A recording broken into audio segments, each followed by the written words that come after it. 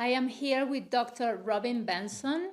She's a doctor on Oriental medicine and a specialty in regenerative medicine.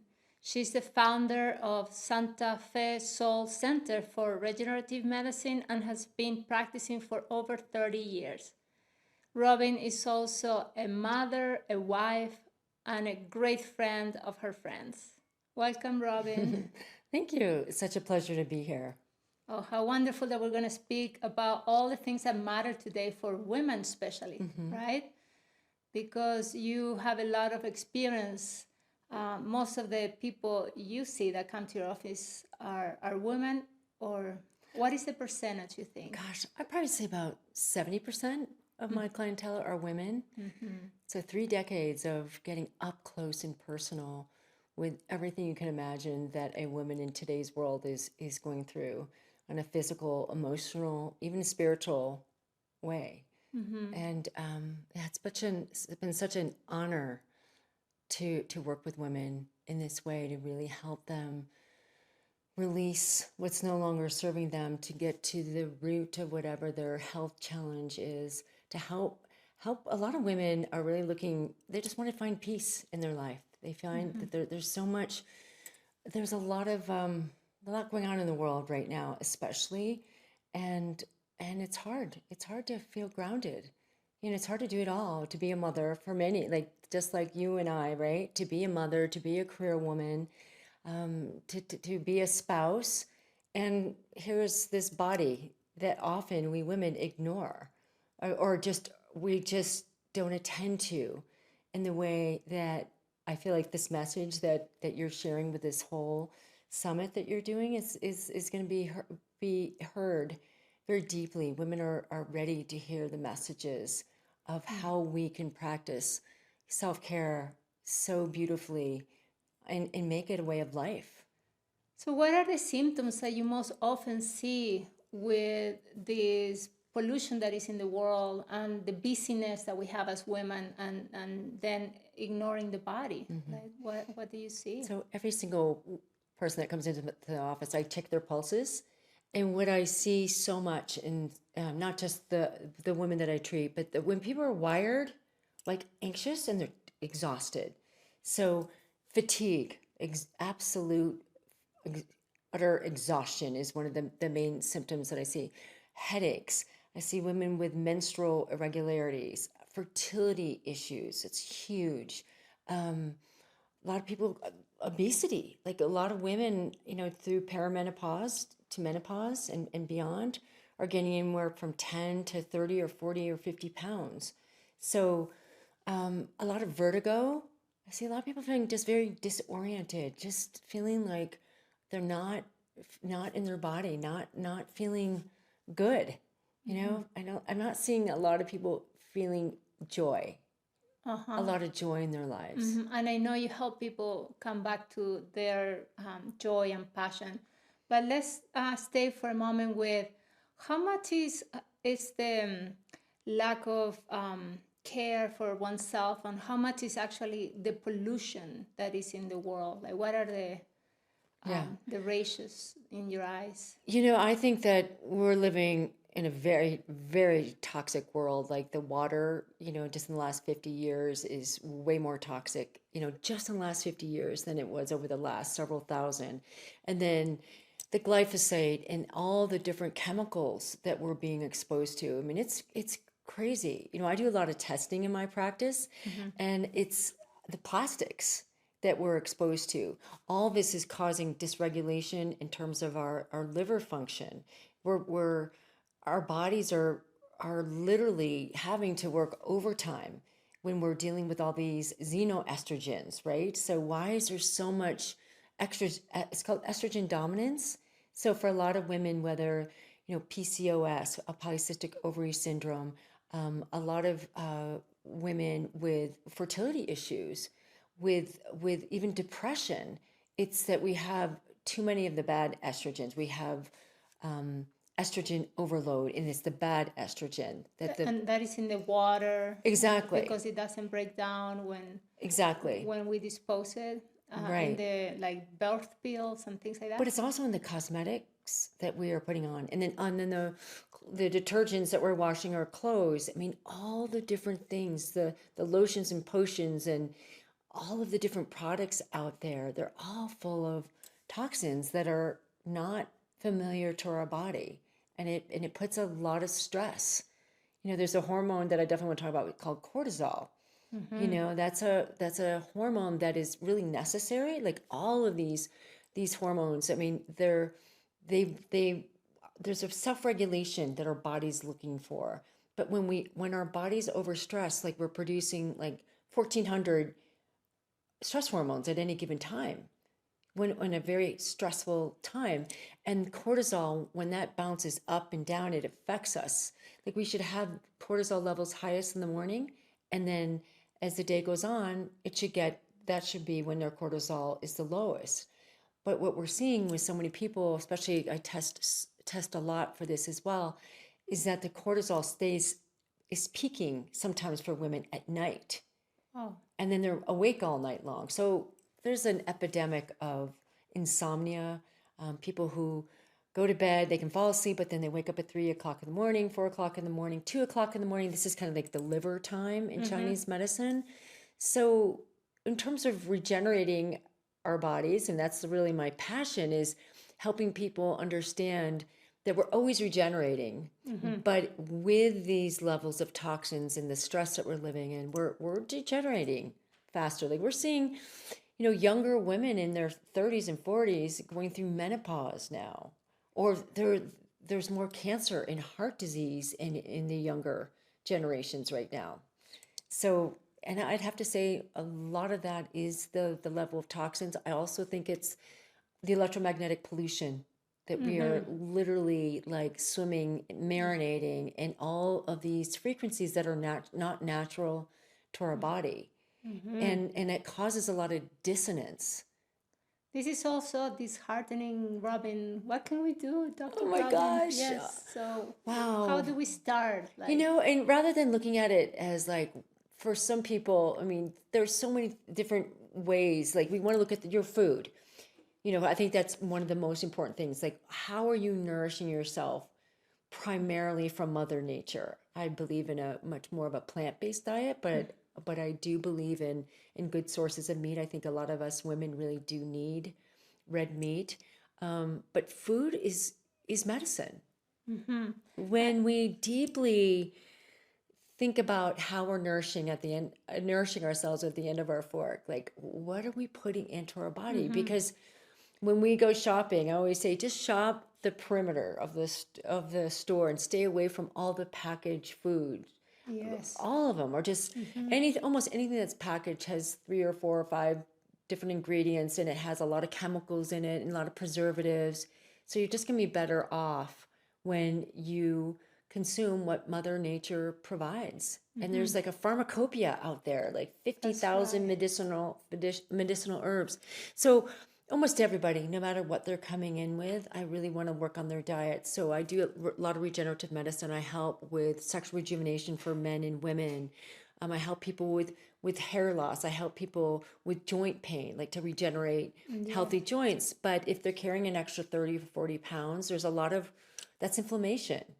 So rather than just going for my PRP or some of these amazing modalities, I want to say, let's look at your diet. Let's look at, there's evidence of inflammation from looking at your blood work, looking at your hormones, and then always going to how are you consuming like the best possible choices for your body. So, And it's going to take an effort. yeah. And maybe people, they want the most convenient thing, and then also the more affordable. So it's going to take an effort in all ways, because sometimes we're so willing to buy an extra pair of good shoes or buy material things, and we think that whatever we put in our mouth kind of disappears if we just ignore it. So it's so important what you're saying, but it does take, we have to make it a priority, is what I'm hearing. For sure. For sure. Absolutely. We're as healthy as our 70 trillion cells. And so if we're putting in lots of sugar and flour and saturated fats, we're not going to feel good. Yeah. What do you tell those people who are addicted to sugar? Yeah. You know what? I just say, you know what? I'm just going to, I like to partner with my patients, like, and just I'm a facilitator, right? To help people understand that probably your one of the most important things you can do in your lifetime is you be your own best healthcare advocate, to help people empower them to say, why don't we do something for 7 days? Just eliminate wheat, dairy, sugar. That's usually what I say. Just for 7 days, you can do just about anything. And I also invite my clients to do a food journal, so they have awareness. Awareness. Because Oh, key. most people Yeah. say they eat well, Yeah, exactly. even if But what they're does eating that fast mean? food. Say, I eat well, but they're not, and it's illuminating. And so for anyone listening today, it's a good thing. That's an exercise I highly recommend. Is like, just do the detective work on yourself to see, what kind of choices Absolutely. are you made. When I eat dairy, my ears itch. I have postnasal drip, so Yes. I can really feel it. When I eat wheat, I get puffy eyes and more joint pain. So I can really feel it. So I think what you're saying, this paying attention and awareness is just so key, because if we're ignoring the little symptoms, is our body's telling us the whole time what is good, what's not. And with what I'm seeing, also there's an epidemic of autoimmune diseases out there as well. And I think it's really important to do food testing, food allergy testing, food sensitivity testing, because corn, nuts, wheat, dairy, eggs in particular, I mean, a lot of the population has a sensitivity to these foods. So even some of what people consider to be healthy foods might not be good for your body. So I see that a lot. Like almost everybody I see has some sensitivity to dairy. Yeah. But there's dairy and there's dairy, right? Like a lot of people can go to Europe and they can have all the dairy in the world, that's unpasteurized dairy, or thinking more of like a sheep form of dairy. There's other choices out there.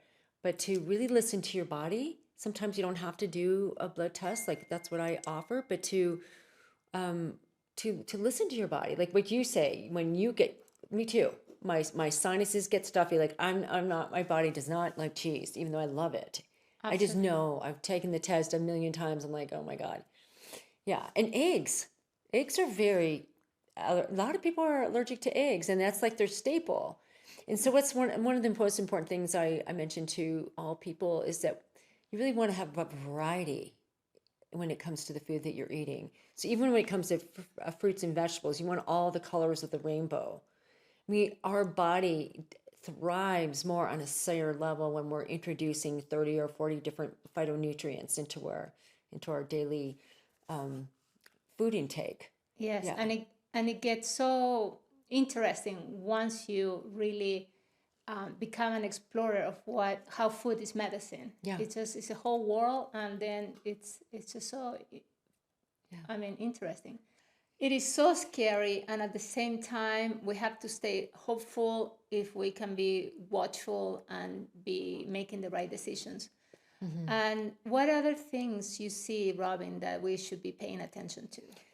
I see a lot of low-grade infections in people's bodies. So anybody who comes with an autoimmune condition, they have cancer, they have some type of chronic situation going on, almost always there's something at the root of that.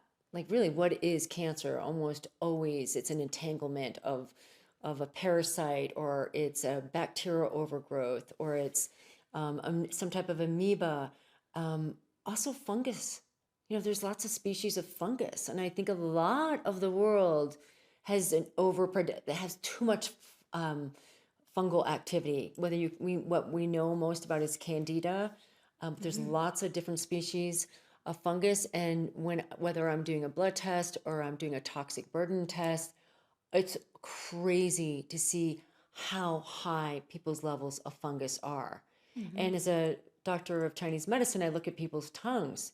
And when people come in and they have a coating on their tongue and they have a rolling pulse, I'm like, whoa, then I know that they're getting too much sugar or processed foods, or even too much good sugar, or just living on fruit, anything that molds really easily. But it's really tough specifically for certain genetic types, right? But I think for most of us, like I'm the type of person, I can walk into a hotel and if it smells like mold, I'm out of there. Absolutely. I'm the same way. I had mold once Yeah. and it was so debilitating. It took forever to get rid of it. So now I'm so sensitive. My body tells me right away when I eat a nut or any food that's rancid or even coffee that has mold, I get a back itch. So, Yeah.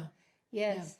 It's becoming much more of a global issue too, and we're all living indoors so much more, and that's and with all the electromagnetic pollution, it just and our crazy diet, right? I mean, it's amazing. So I love to really help people get to see that like on paper, or very often I could just tell from working with patients for 30 years, like you've got a major yeast problem, or I'll do a test and find out what kind of parasites. It's been, I had a guy that was diagnosed with Parkinson's disease, and by the 4th year, when he finally came to me, I did a lot of acupuncture, but I did some testing, and sure enough, he had some worms. And I see a lot of worms in people's bodies too. And so I gave him a couple tinctures of some herbs that were specific for what he had in his body. Within 2 weeks, he literally was out of the wheelchair. Whoa, Like that's and impressive. as I want to share this with everyone who's listening, that you want to work with an integrative physician, a naturopathic doctor, an integrative doctor, a doctor of oriented medicine, someone who will do some of the detective work to really find out what is the root of your issue. Yeah, I love that, the detective work. Yes. And not just pills for the symptoms, Yeah, right? and it's never going to be, I've never seen it be an overnight cure. I mean, it's doing the work. I'm like, I engage all of my people to like, this is your life. This is, how do you want to have time with your grandchildren? I mean, you've got this passion, you've got this mission. I mean, taking care of this vessel is everything. And so it's going to require very often changing your diet. It's going to require taking supplements. They're in terms of people with fungal overgrowth. I'm a big fan of oregano oil. That's amazing. I work a lot with ozone in my practice. Incredible what that can do.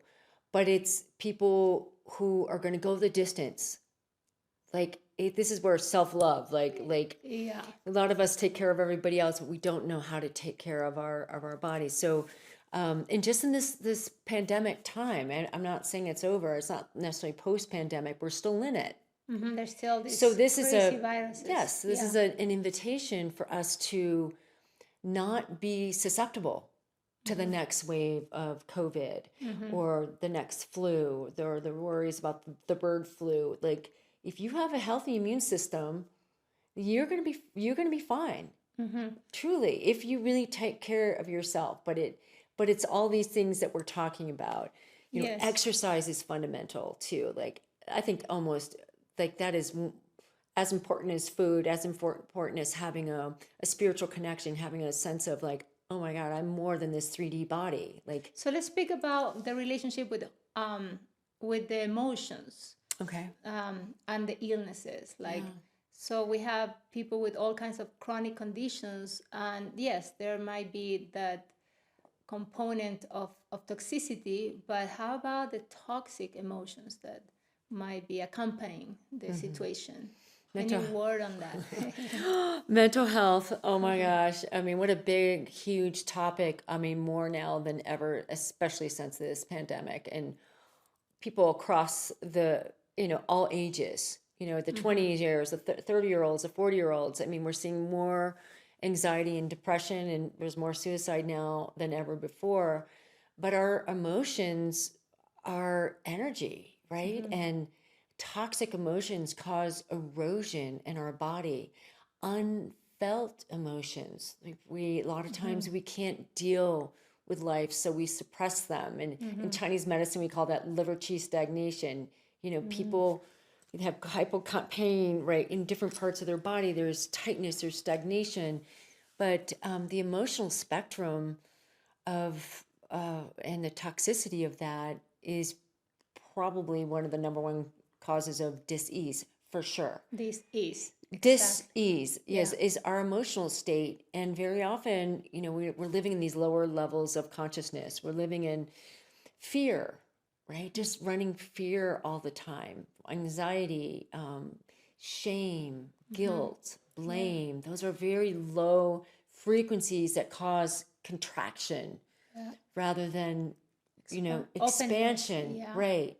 And I think that is really one of our greatest jobs for each and every one of us, is to be in charge, that we're in charge of our emotional state.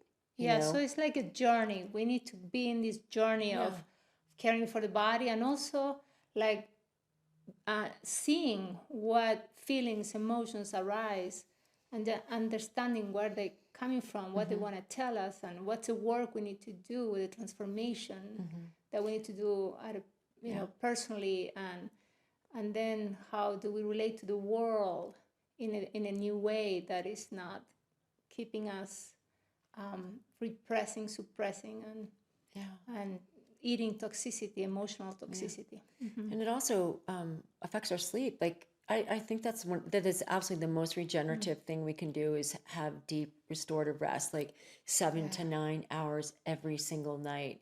And sleep hygiene is something else that I think is something that needs to be taught at schools, right? There's a lot of things I think that should be taught at our schools, but how to take care of yourself 2 or 3 hours before you go to sleep. Like to really look at your whole day, have that gratitude journal, because even if it was a really tough, I just believe we have biorhythm days that no matter what, the earth, the moon, the stars, the astrology, we just have them.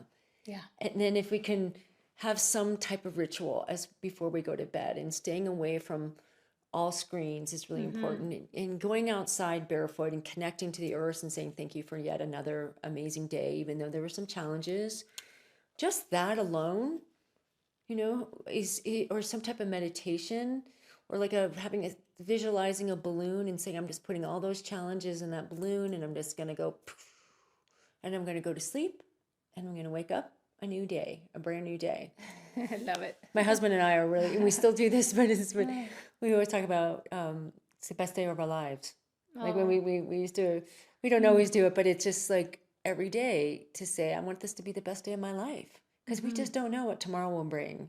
Exactly. With my husband, we say, these are our golden years. Let's make them like glorious and golden. Yes. There's another form in this emotional spectrum. A lot of women, that are type A, and we're running a lot of masculine, like get up and go, very mission driven, and but not being aware of, right, wrong, good or bad. But at some point, this is me. I could say, like earlier in my career, my 30s, 40s, I think I had to get into my 5th decade to like, what am I doing? I'm just running so fast and trying to save the world and every single patient.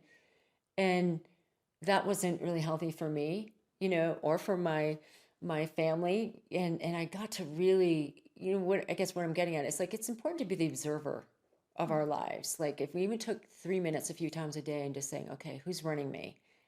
Like who is running me? Am I running me, or am I my higher calling? Like I love to surrender to spirit, to the powers that be, the pantheon of goodness, the archangels. Like, okay, just let me get out of the way and allow that universal flow to come through me. But it took me going through those intense years of just never stopping. So how total workaholic, and I'm not that anymore. Yes, and you say in your 50s, so 50, almost 59, yeah. Yeah, but did menopause had anything to do with it, and how does perimenopause and menopause affect our emotional bodies, and not just the physical body, and our spirituality as well? How do you see that? It's a huge transition for most women. Some women can sail through it, but it's a kind of an awakening time in our lives. It's a review. It's a milestone. It's not just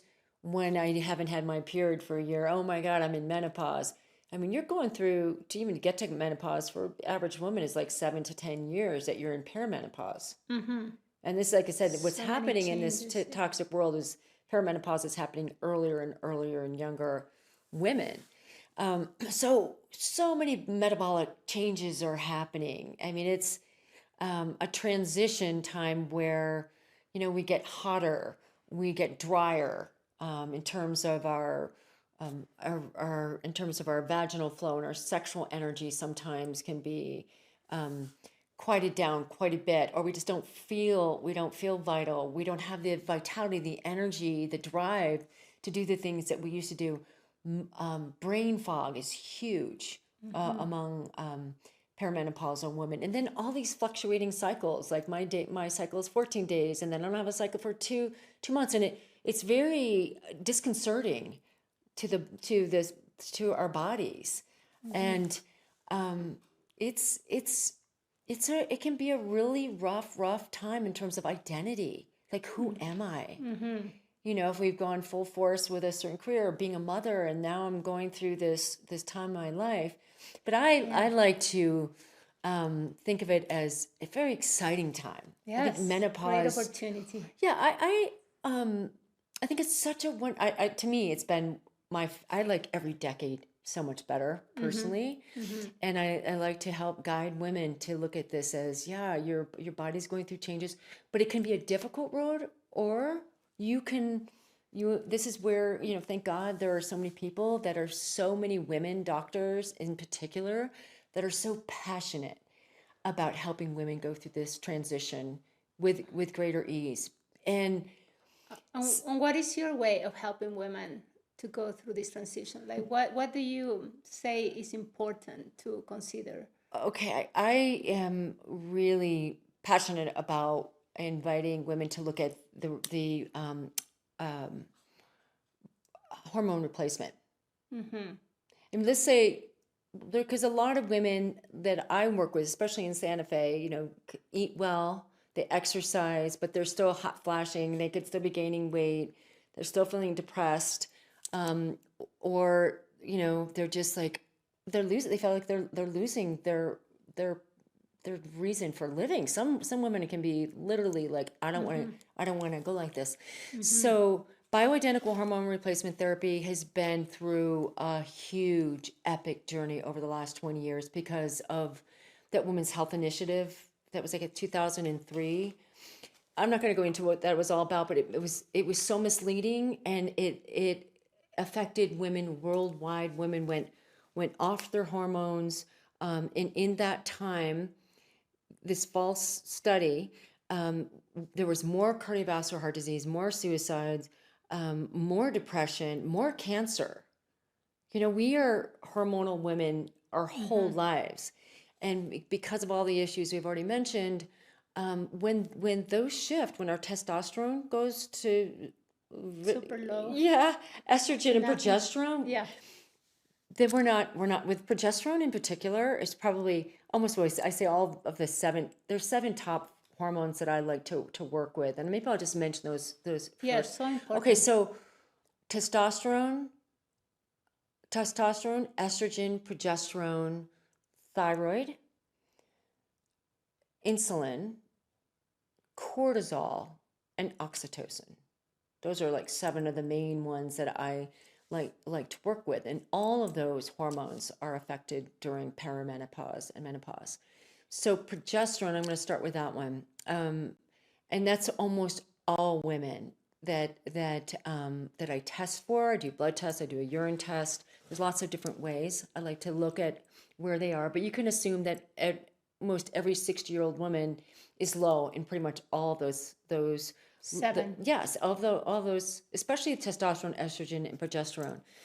But progesterone in particular, because there's a lot of women don't sleep when they're having hot flashes, and they're irritable, and they're all of a sudden their bones, they're getting their DEXA scans, and they're low grade osteopenic, or some women, this is the time that we tend to start osteoporosis, that whole path to bone loss, which is really huge. So one of the best ways you want to get at that early on. You know, I love to work with a woman like when she's in her late 40s rather than 70s and having this hormone discussion, So because prevention. those are 20 years that you could have that protection. So progesterone is one of, by far, like, I mean, women who haven't slept for years, they get on progesterone.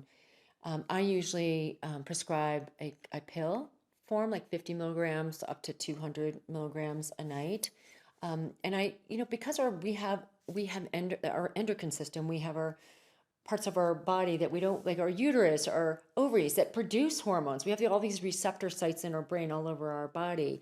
So progesterone is also very good for our bones. So that's probably my favorite hormone. Well, I started sleeping better because what I understand with progesterone is that it helps you absorb GABA, right? Yes. Yes. So for that reason only, I think I started having better nights. Yeah, and you know, for men, it's really kind of a hormone that's known for the female, but men too.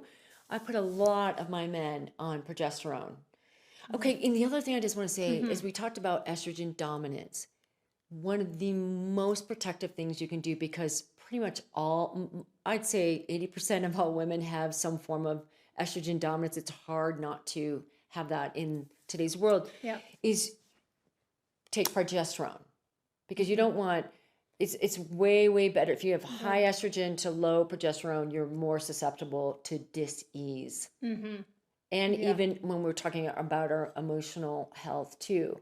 So progesterone, that estrogen to progesterone ratio, you really want to up the progesterone so that the estrogen is not so dominant in the body.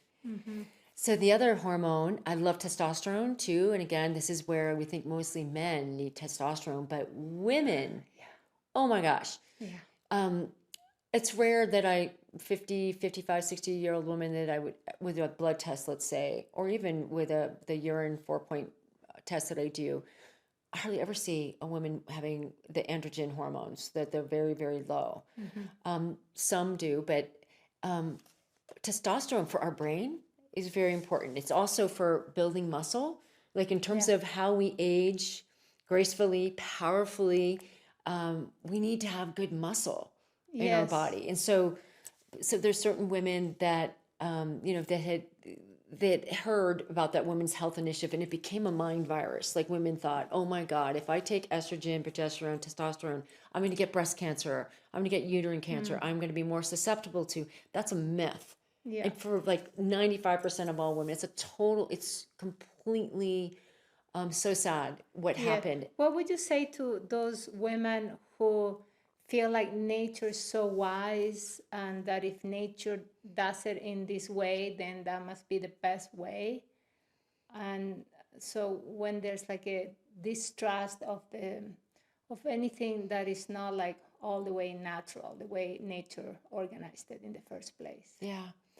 I wish we could, you know, most of the world that we were living close to nature. I think I wouldn't really be having this conversation about having to take bioidentical. So that word is like is as close to our body's production of these hormones. But yeah, I mean, I do feel like that there's a natural cycle of just saying, you know, my body's not menstruating anymore. I'm not, like, I think that's okay too. But sometimes people they're not even aware until they feel good, like how bad they felt. I see that again and again and again. Like, oh my God, I was just kind of accepting this life path of not having much mojo or desire, or that I haven't had sex for 10 years and I have to accept that. It's been really fun to work with women to say, you know what? That's not like, menopause is not a death sentence for your sex life, and for to have that intimate connection that you can actually restore that. You can restore that energy. I always like to think that even with this hormonal discussion, that if the average person is really eating well and they're exercising, organic as much as possible, hydration is really mission critical. getting some of those minerals that are so critical, getting enough protein. A lot of women don't get enough protein. You know, that's a big issue too.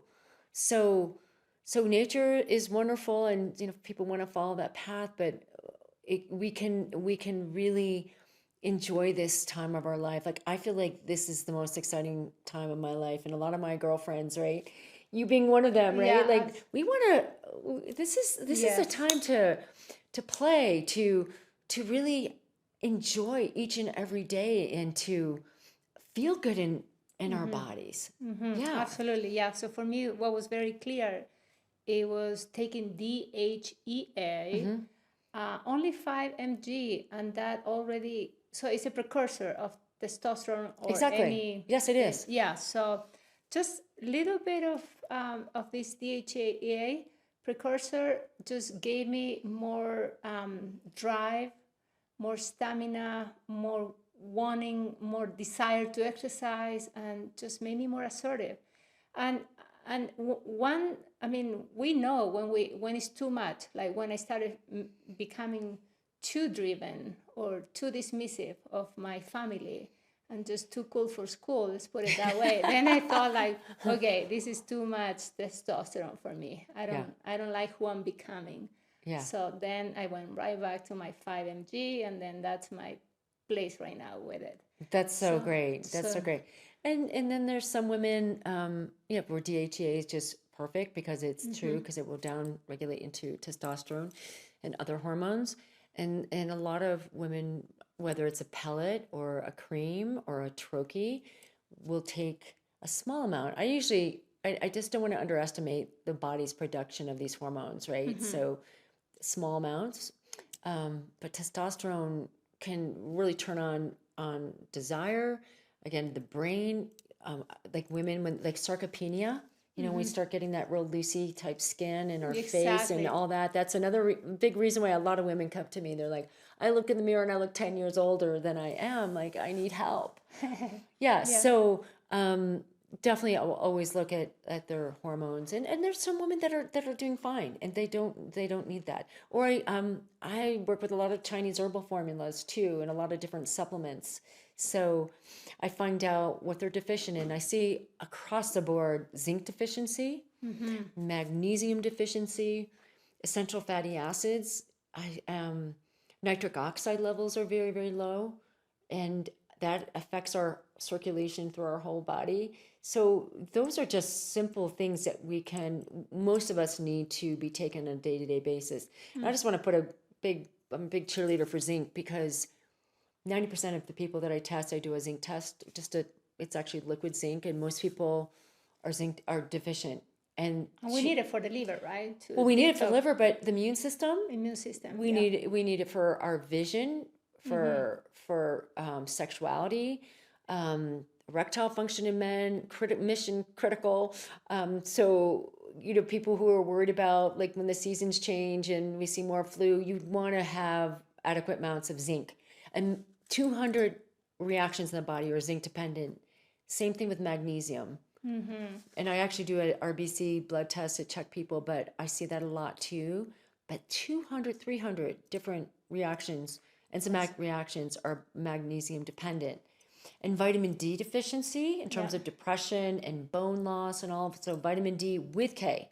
Yes. Always vitamin D. Most of us could be taking vitamin D 5,000 IU every day or 5 days a week, I think. And you want to get your vitamin D levels in terms of your blood at least over 50. At least, but I kind of like up to 100. I want to get people up that high.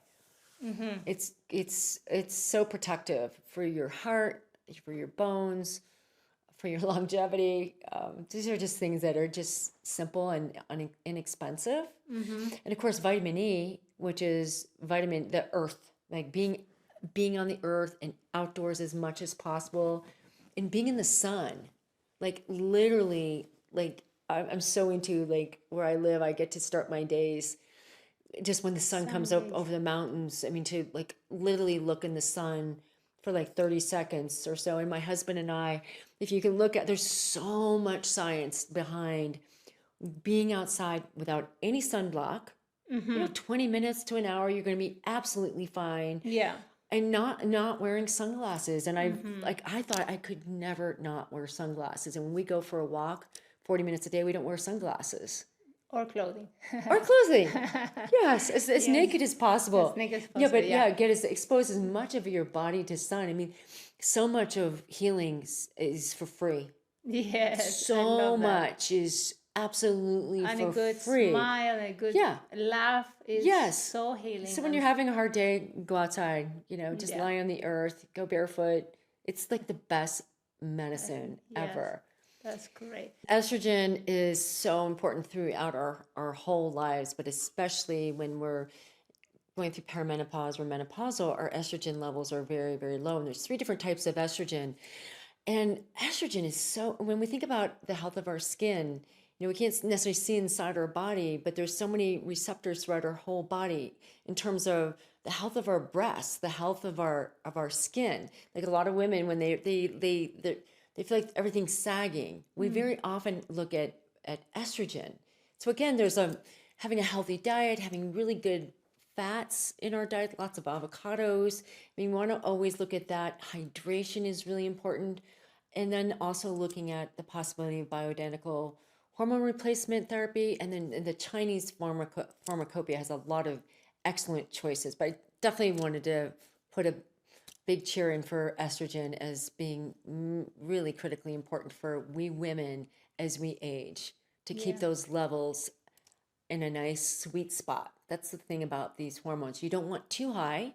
No. You certainly don't want too low. So that's why it's really good to work with somebody who will test to make sure that where your levels are and seeing how. But it's probably one of the most transformative things that I offer is hormone working with women through acupuncture, through hormones, through working with a lot of our different health technologies to bring that symphony back, that harmony back. Then you're sleeping better. You're feeling more excited about life. It's a whole, it's connection. Oxytocin too is something that we produce throughout our whole life, but especially when we're having babies, or oxytocin is something we think about with animals, right? Like hugging, like getting a lot of hugs every day, giving a lot of hugs. Those are feel good hormones that really bring a lot of joy to life. Yeah. That's what you said. There's a lot of medicine available for free. Totally. Yes, you just gotta develop an eye to where to find. And there's a lot of amazing plant medicine that Mother Nature. I mean, it's incredible. This complete growth globally of people are all over the place are trying ayahuasca and San Pedro, and mushrooms and microdosing and getting Paul Stamets great mushrooms in capsule forms. I mean, it's really awesome that we have access to some of these medicines more and more too. To remember who we are. Yes, to come home, to really come home. Like I think for all of us, the question is, who am I? Like, why did I incarnate? I think especially now with this great awakening time, like for all of us, like, why am I here? Why, I think it's an important time for us, all the density, all the story, all the challenges, all the trauma, like to say, thank you for all the growth and for us to feel the feels deeply and to let go and to be here now, like to operate like this is our operating system. The most important one is when we live from our hearts, like this is our, we're looking for our twin flame very often out in the world in terms of relationship, but the most important relationship is the one that you have with yourself. And coming back into your heart and just all the cascade of beautiful, talk about hormones and all the expansion and the light that's here. We live so much here, right? And this is where we're in prison. Yeah. And we just need a really good dialogue with both, but to operate a lot of more of our lives from our heart knowing. This is our inner oracle. When we listen to her, is really a beautiful thing. That sacred marriage. That sacred marriage. of the logic and also the gut feeling, and also the masculine, the feminine. So that sacred marriage that comes Yeah, I love that. together in the heart. Where the yin and yang, Yeah. that when we're operating from a nice, like, rather than this duality, where I'm dominant in my masculine or my feminine, it's like when we're dancing in both, this makes life so rich and beautiful and fun and playful. I can tell you've been there. Yes. Yes. And you have worked with women in retreats that you hold for many years. You have held retreats just for women. What would you tell our audience that you have learned, and what is the message that you want to leave us with as you remember the work you've done there in those retreats? I've called them the art of liberation.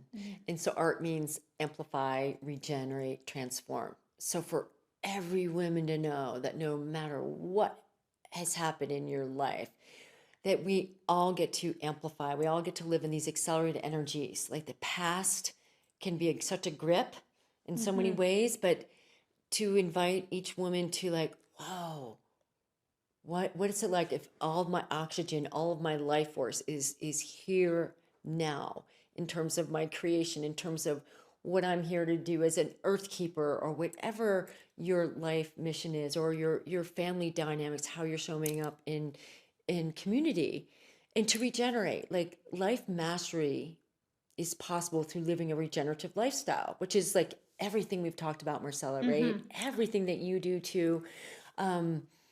That we have choices to be made every single day. And are you regenerating? Are you cultivating a new you? I love this idea of making love to every moment, like every breath. And part of this liberation piece is ego dissolution. Like, in these workshops, like, here we are, it's an empowerment, right? It's about embodying oneself, one's divine self, like awakening to that divine blueprint that is inherent in each of us, and to allow that light to shine. Like it's called the luminous path. Like, how can we live more in our light body, more from our truth, more in our authentic voice, and coming together as women, as people, as one. And I just want to say another thing about this is, we do a lot of meditation, and we go out in nature and we connect to Mother Nature, and we're like, and realizing, we are 1% matter and 99% invisible, right? Like, for all of you to really take that in, like I'm 99% invisible and I'm like 1% matter. But when you tap into, you listen, you become the observer of your life, you become connected to all that is so liberating. And it's such a, and tap into your sovereignty.